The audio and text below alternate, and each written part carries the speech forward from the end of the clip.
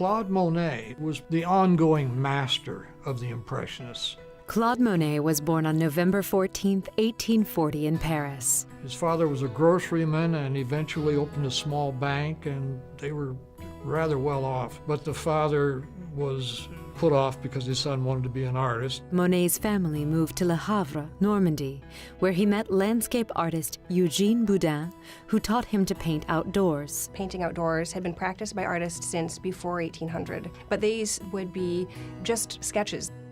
What Monet did that was so different was he would actually produce a painting from start to finish entirely outdoors. He was in the military for about 2 years, and his aunt agreed that if he would actually enroll in a formal art institute, that she would buy his way out of the service. The academy was teaching art in a tradition that dated back to the Renaissance, and he believed that this tradition had become outdated. Within a very short period of time, he resigned and went his own way. In 1865, Monet won acceptance at the Salon, an annual art show in Paris, but Monet struggled financially.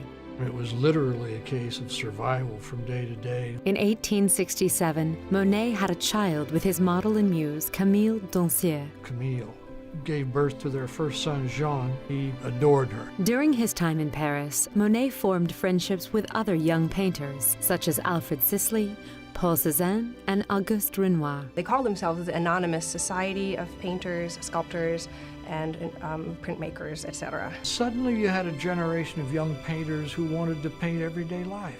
In 1874, the Society had their first exhibition featuring Monet's painting, Impression, Sunrise. The critics and the public were just lost. It was truly a revolutionary change in subject matter, but then it went beyond that. It became a revolutionary change in the actual technique of painting. One of the things that was so shocking about Monet's work was that it had these individual brushstrokes and it didn't look finished. And so one critic said that they were just conveying an impression. And so we have to coin a new term, impressionist. In 1878, Camille became ill during her second pregnancy. The story goes that Monet was in the bedroom with Camille on the day of her death. When she passed, he closed and locked the door and painted her portrait.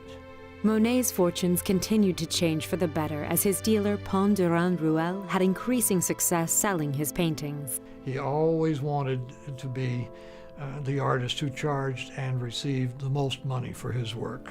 As time went on, many of his colleagues moved away from Impressionism, but Monet immersed himself in it further, producing a series of several studies of the same motif, such as Haystacks and the Poplar series. He was depicting them under different weather conditions, different lighting conditions, and it was a new way of looking at art instead of trying to show a new subject every time. In 1893, in the garden at his home in Giverny, Monet created the water lily pond that inspired his most celebrated works. I think that the crowning achievement of his career was the large water lilies.